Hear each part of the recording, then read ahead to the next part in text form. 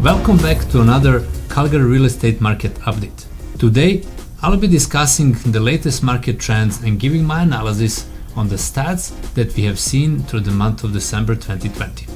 As you're already used to, I'll be covering the sales summary, inventory story, and pricing picture.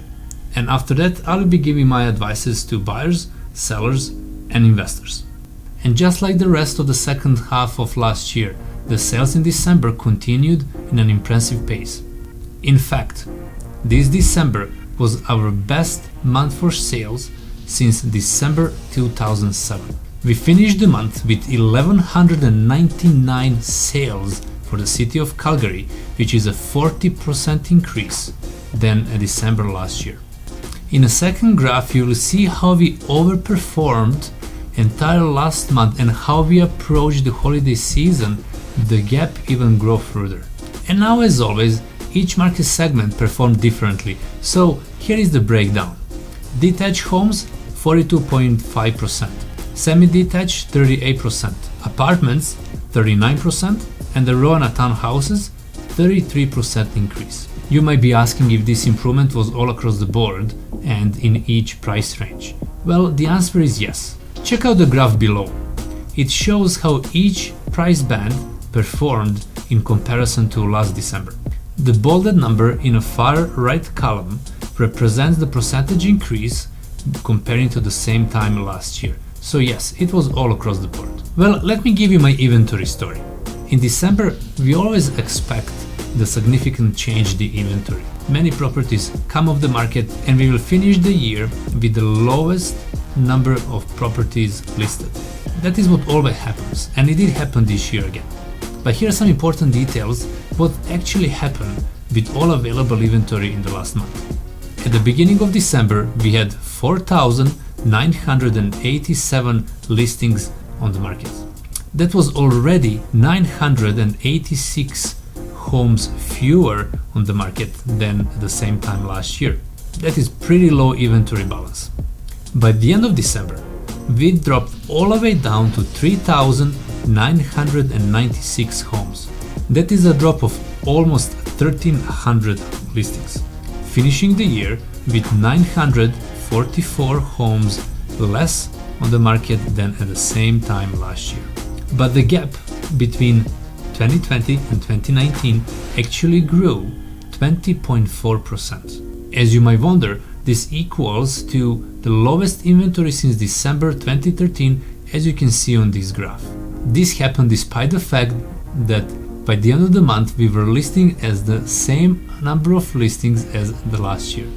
Then we started listing a whole bunch more how the end of the month approached, as you can see on the following graph.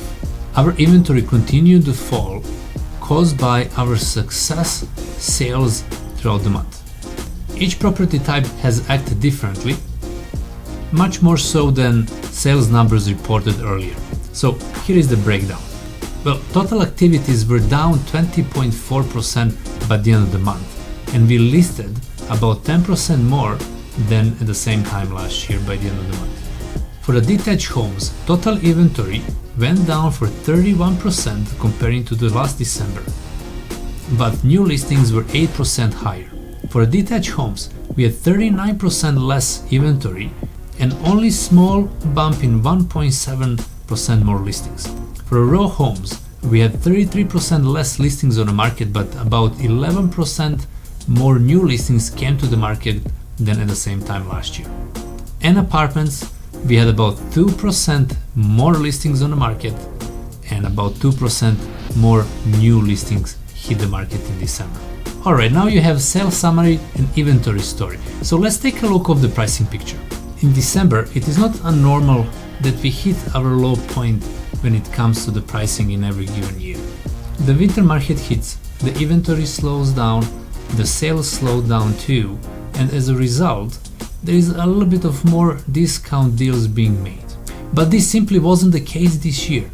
Because of the very strong push with the sales and the very low inventory, the benchmark price across the Calgary remained very steady. The benchmark sale price for December was $422,300. which is 1.5% increase year over year.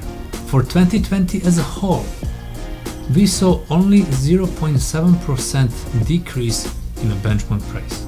So for the pandemic year, full of uncertainty, unrest and fear, we held really strong as our market did. Now again, each market segment and a district acted differently. And here is the graph that shows how each district performed. And here are the quick numbers for each property type. Detached homes saw 3.8% increase year over year. Apartments saw 2% decrease year over year. Semi-detached saw 1.5% increase year over year.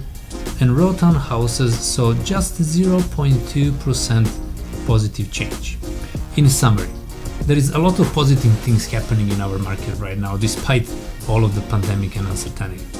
We started the year with very low inventory level and what it looks like to be a very strong sales push.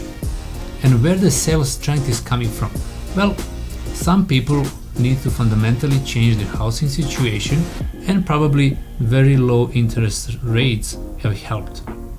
I'm not sure what 2021 will bring, but for now it looks really good. And if you need any particular location, market segment or a price point information, please don't hesitate to reach out to me. Now let me switch the gears and tell you what it means to you as a buyer and as a seller and what to do with all of the information I just gave you. Every year at this time, the question gets asked how real estate is going to be in this upcoming year. With the turning of the clock from one year to another, there is some imaginary dividing line that creates such expectation that all of a sudden things are going to change in a new year. But like New Year's resolution, it is an idea that is usually not rooted in reality. In real estate, our market is driven by fundamentals, economic factors, and things that we don't have control over, such as the pandemic or the actions of the government. As we look to predict a year to come, we have no choice but to look at exact what happened yesterday, day before yesterday, and the trends that has been happening until now. Will the inventory climb? Well, absolutely. There is no doubt that we will still see upward seasonal trends approaching the spring market. As the market starts waking up, we will see more listings coming on the market and still demand increase. And as a buyer right now, you will feel a little bit in a crunch and a lack of the inventory to choose from. But this number won't change much, and for the next few months, the numbers are really going to change just for a little bit. So if your goal is to find a home in the first 3 months of this year, please be aware that the market is going to be tight.